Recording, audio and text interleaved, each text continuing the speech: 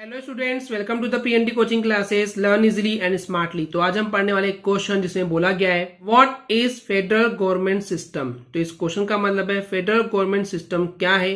तो चलिए समझते हैं इस चीज को आंसर से। तो फेडरल गवर्नमेंट सिस्टम के लिए एक वर्ड दिया है स्टूडेंट्स यहाँ पे, फेडरलिज्म।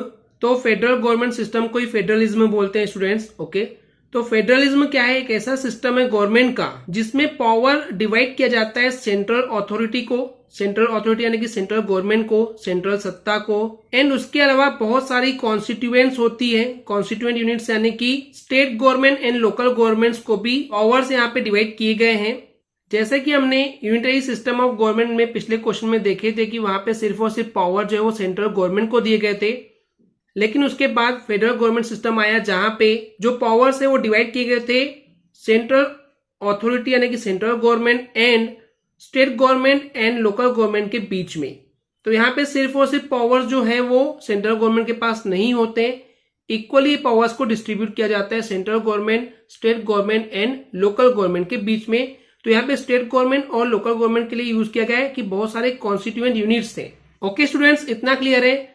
अब आगे बोला गया है तो ये जो दोनों गवर्नमेंट के लेवल है यानी कि जो सेंट्रल गवर्नमेंट है और जो स्टेट गवर्नमेंट है, ये इंडिपेंडेंटली अपने इन पावर्स को यूज कर सकते हैं बिना एक दूसरे को कुछ भी इंटरफेयर किए हुए। तो यहाँ पे एंजॉय करने का मतलब वही है कि वो यूज कर सकते हैं अपने इस पावर को इंडिपेंडेंटली बिना किसी दूसरे पे डिपेंड हुए। तो इस बेस पे हम ये बोल सकते हैं कि जो फेडरेशन है या फिर जो फेडरल गवर्नमेंट सिस्टम है ये अपोजिट है, कॉन्ट्रास्टेड यानी कि अपोजिट है यूनिटरी सिस्टम ऑफ गवर्नमेंट के। बिकॉज हमने देखे थे कि यूनिटरी गवर्नमेंट सिस्टम में क्या था कि वहां पे जो पावर्स थे वो सिर्फ और सिर्फ सेंट्रल गवर्नमेंट को दिए गए थे, लेकिन जो फेडरेशन है या जो फेडरल गवर्नमेंट सिस्टम है यहाँ पे पावर्स को डिवाइड किया गया central government, state government and local government के बीच में। यूनिटरी सिस्टम में या तो वहां पे सिर्फ और सिर्फ एक ही लेवल ऑफ गवर्नमेंट था यानी कि सिर्फ और सिर्फ सेंट्रल गवर्नमेंट थी, या फिर जो सब यूनिट्स थी यानी कि जो दूसरे गवर्नमेंट के जो लेवल्स थे तो वो सभी के सभी उसके सबऑर्डिनेट थे। सबऑर्डिनेट यानी कि उसके नीचे आते थे। हर चीज के लिए स्टेट गवर्नमेंट और लोकल गवर्नमेंट को सेंट्रल गवर्नमेंट की परमिशन लगती थी, उसके बिना वो कुछ भी नहीं कर सकते थे। तो वही बोला गया है कि यूनिटरी सिस्टम में या तो सिर्फ और सिर्फ एक ही लेवल था गवर्नमेंट का जो कि सेंट्रल गवर्नमेंट था, या फिर जो दूसरी यूनिट्स थी, सब यूनिट्स यानी कि जो दूसरी यूनिट्स थी स्टेट गवर्नमेंट, लोकल गवर्नमेंट, तो वो सेंट्रल गवर्नमेंट के नीचे आते थे, सबऑर्डिनेट होते थे।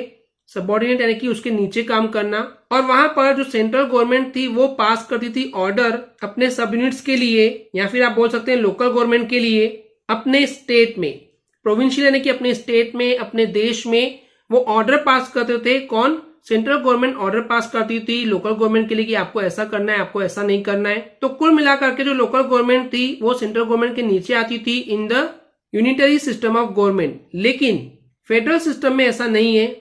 यहाँ पे सेंट्रल गवर्नमेंट जो है वो ऑर्डर नहीं दे सकती स्टेट गवर्नमेंट को या लोकल गवर्नमेंट को कि आपको ऐसा करना है, ऐसा नहीं करना है, ऐसा वो ऑर्डर नहीं दे सकते हैं। यहाँ पे फेडरल सिस्टम में स्टेट गवर्नमेंट के पास उनके खुद के पावर्स होते हैं जिसके लिए उनको सेंट्रल गवर्नमेंट को आंसर देने की जरूरत नहीं होती है। इस फेडरल सिस्टम ऑफ गवर्नमेंट में जो दोनों ही गवर्नमेंट है, central government and state government, ये दोनों ही अगर किसी को आंसर देने के लिए रिस्पॉन्सिबल है तो वो है पीपल, जनता को, लोगों को आपको आंसर करना होगा कि आप ये ऐसा कर रहे हैं तो क्यों कर रहे हैं, या आप ये नहीं कर रहे हैं तो क्यों नहीं कर रहे हैं। बिकॉज आपको चुनने वाला, आपको सिलेक्ट करने वाली कोई है तो वो ऑडियंस है, पीपल है, लोग हैं, तो वहां पे उनको आपको आंसर करना होगा। लेकिन स्टेट गवर्नमेंट ने अगर कोई काम की है तो अब उनके पास खुद के पावर्स है, उसके लिए उनको सेंट्रल गवर्नमेंट को कोई भी आंसर देने की जरूरत नहीं है। यही एक फायदा होता है फेडरल गवर्नमेंट सिस्टम में कि यहाँ पे किसी को भी एक को सिर्फ पावर नहीं दिए जाते, यहाँ पे इक्वली जो पावर्स है वो डिस्ट्रीब्यूट होते हैं central government and state government. तो in summary students, federal government system में आपको एक चीज समझ में आ गई कि यहाँ पे जो गवर्नमेंट है, यहाँ पे सिर्फ एक ही गवर्नमेंट नहीं है सेंट्रल गवर्नमेंट जहाँ पे सभी पावर दिए गए हैं, बल्कि यहाँ पे जो पावर्स हैं वो डिस्ट्रीब्यूट किए गए, बांटे गए हैं central government, state government and local government में। देखिए स्टूडेंट्स, आपको पता होगा सेंट्रल गवर्नमेंट क्या होता है, जो कि पूरे देश पे काम करती है, पूरे देश के लिए काम करती है। स्टेट गवर्नमेंट जो है वो स्टेट के लिए काम करती है, और जो लोकल गवर्नमेंट है जिसके अंदर आते हैं म्युनिसिपैलिटी, विलेज पंचायत, तो ये हो गई लोकल गवर्नमेंट। तो यहाँ पे इन सभी बॉडीज को इक्वली पावर्स डिस्ट्रीब्यूट किए जाते हैं इस फेडरल गवर्नमेंट सिस्टम में। ओके स्टूडेंट्स, क्लियर है? आई होप स्टूडेंट्स आपको एक क्लियर हो गया होगा। अगर आपको हमारी वीडियो से कुछ भी सीखने मिला या नॉलेज मिला तो प्लीज हमारे चैनल को सब्सक्राइब कीजिए एंड वीडियो को लाइक जरूर करें। आज के लिए इतना ही, थैंक यू।